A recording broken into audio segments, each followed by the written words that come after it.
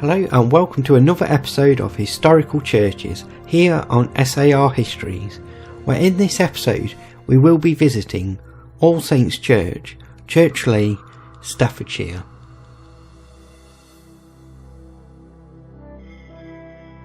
The church building that we see today was rebuilt in 1846 by Thomas Johnson of Lichfield.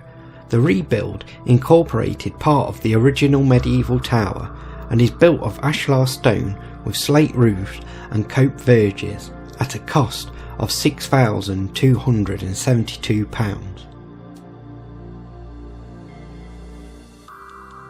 The church was built from a cuneiform plan with crossing tower and consists of a 5-bay nave and aisles with south porch, 3-bay chancel, 2-bay transepts, all decorated to the early 14th century style.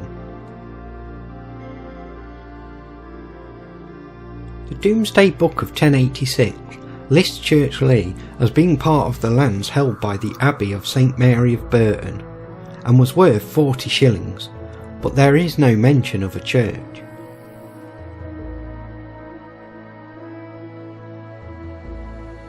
Unfortunately, the church was closed during my visit. Inside are some fine alabaster tombs dating from 1520 and elegant stained glass windows.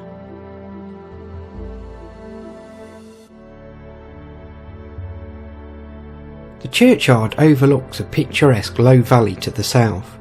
It has a sensory garden which is being rejuvenated with seating and grass on which you can soak up the peace and calm of the place. Whilst I was researching for this video, I came across a strange story of a man being buried alive here.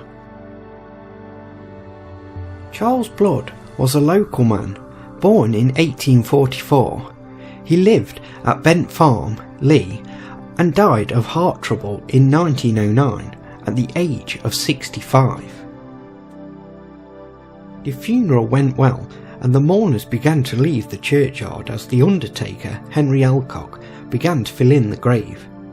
The grave was about half full when the sexton, Henry's brother Edward Alcock, heard a tapping on the lid of the coffin.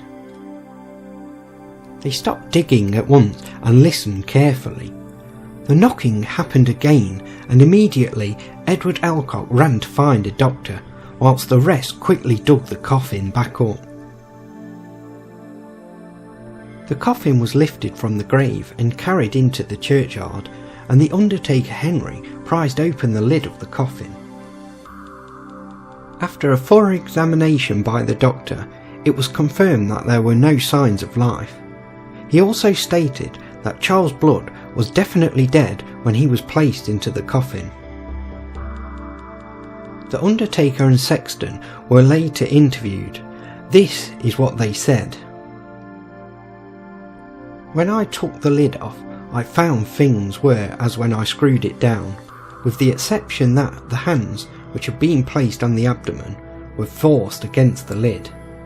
The undertaker, Henry Alcock.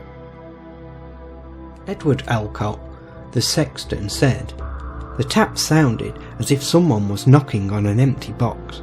I heard about 20 taps in all. The noise was rather loud at first, but gradually got fainter. I have buried hundreds of bodies, but have never known such a strange occurrence." A curious part about the whole affair was that after we got the coffin back into the grave, the sounds were repeated, but, of course, we were convinced that they proceeded from the inside of the coffin. Today the knocking remains a mystery. Was Charles Blood really buried alive? The people at the funeral seemed to think so, although the doctor did not. There are no more records available about this incident, so we will never know what truly happened. All Saints Church is a fantastic place to visit, set in a village with a long history. If you're looking for ancestors in the area, the churchyard has many old graves, dating mostly from the 1800s onwards.